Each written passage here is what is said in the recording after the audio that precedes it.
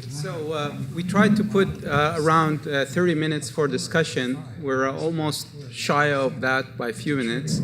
So we'll try and take as much questions as possible. And there is a microphone. If please, can people stand in line, and there where we all give a chance. And please make your questions brief to allow others the time. Go ahead. My question is for Jen.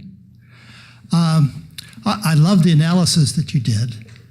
However, I'm questioning whether you've included in food security the effect of climate change on species. Many people believe we're going to have a mass extinction sometime in this century. And if you look at any food web and you take out 50% of the species, what happens is the efficiency of the food web essentially disappears and the top-level predator pays. So are you including that sort of analysis in your work? That's an excellent question.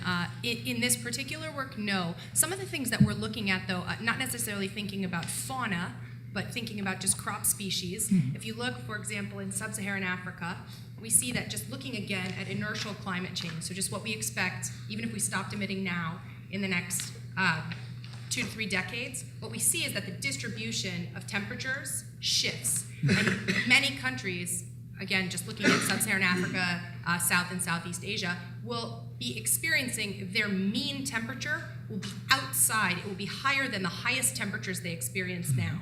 So when we think about global biodiversity conservation, this is a really nice way of characterizing it, because we see that we really, this is not going to be isolated internal efforts to breed heat-resistant crops or drought-resistant crops. That's not going to work, right?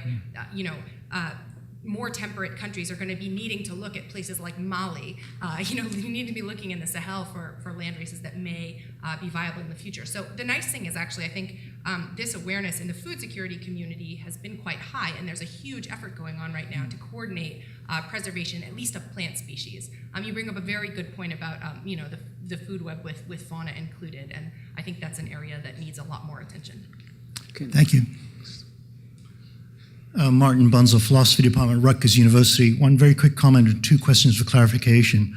On Jerry's presentation, one of the most interesting things going on here in San Diego is an attempt to change people's concept of the good garden to try and cut back people's consumption of water, which I'm sure people know is the vast majority of water is taken up for gardening.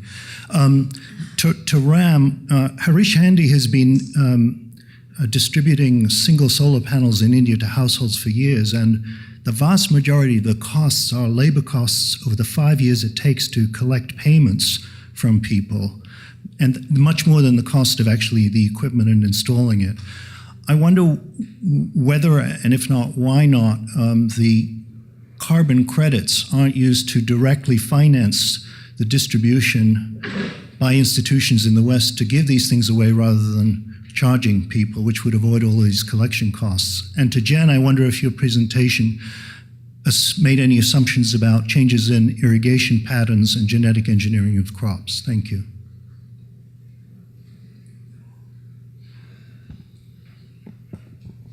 Yeah, on the solar part, I'm not aware of the particular effort you mentioned, but what we find is that solar, the photovoltaics, for pumping water, which is a big issue in the villages, and indoor lighting is really exploding. I visited about 40 villages. Over half of them, solar light, is now made for about $15, which is still a lot of money, but people are willing to buy it. So this is a debate I have to have with our social scientists. I basically came with my trip, the issue is cost. They're not able to afford these stuffs, and they're not able to afford this solar. But solar, they see direct impact on their income, getting water for irrigation and for lighting. So I don't think I'm not going to comment on distributing for free. I think social scientists say that doesn't work. Giving things away doesn't work. And I don't know why. If someone would give me a free TV, I would take it and watch it. But I'm not going to get it. But the solar, honestly, is just exploding. But still, if you look at the overall power consumption, it's less than 0.5%. So I'm not disagreeing with David, but just in the villages, that is why the Barefoot College has the success it does, because there's no other source of electricity. There are wires. There are no electrons flowing through them. Well, just to clarify for me, the issue is that in these experiments, the distributions, the vast costs have to do with the back end and collecting the payments. I see. That's the problem.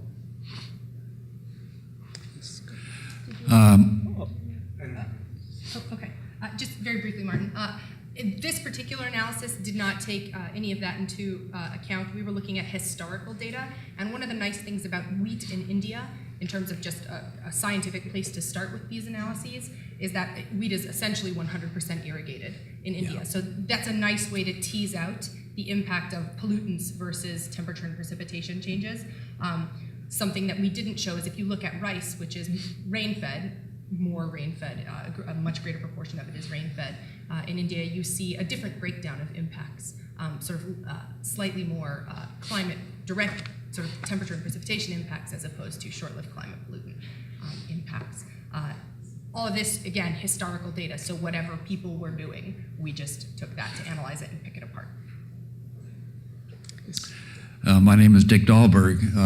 The question is, what is the fertility rate in this part of Southeast Asia that you people have been studying, and why don't some of these problems prompt the village norm to embrace family planning and fewer kids per family? Well, I don't have the demography of India on the back of my hand, but so I'll do what I do in class. I'll just do my best. Fertility is in decline. There's a phenomenon called the fertility transition, and international consensus tends to be, because it's a consensus doesn't mean it's correct, tends to be that providing education and health and reproductive rights and access to reproductive health rapidly depresses birth rates. And the reason you still see population growing is there's just inertia.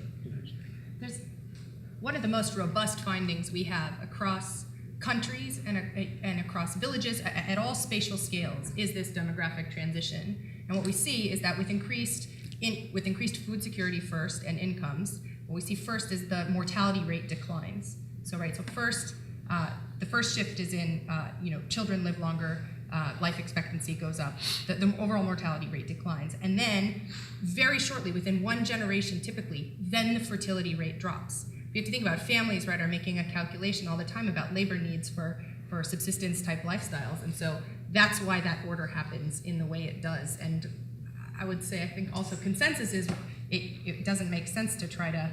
My father had 12 brothers and sisters, and he had 3 children, and I have 1.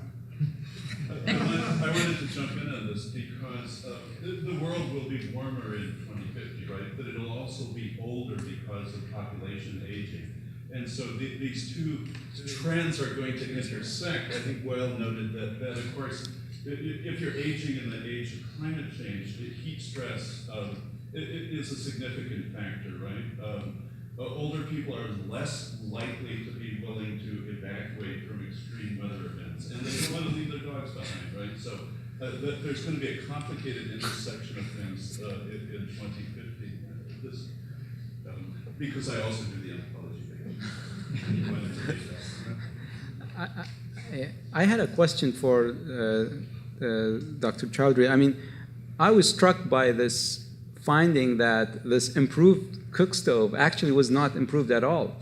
And that's kind of where it comes to the technology is not always the solution unless there are some qualifications, measurements, and assessments on health and so on. What is your take on this cottage industry of cook stoves out there? Do you think that many of them are like this, or this is an exception? No, actually, many of them worldwide are similar in nature, where improved cook stoves are made. They are not very specific standards, and I think a global alliance of clean cook stoves, they are, including PCA, US EPA's partnership of clean indoor air. They've been promoting to set standards for cook stoves, so that all cook stoves, if they don't meet specific standards, they will not be considered improved cook stoves anymore. But the picture is pretty similar in Africa, in South Asia, and many parts of other countries as well, where like improved cook stoves, in terms of reducing indoor air pollution, they are not as effective. They might have slightly better combustion, or at the beginning they were great, but then they're not properly field tested, so adoption is very low.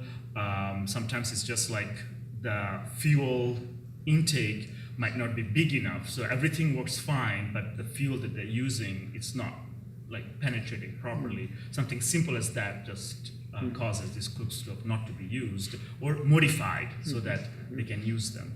Also, sometimes I've seen improved cook stoves that in the lab works great, but in the field, sometimes very simple things as clogging of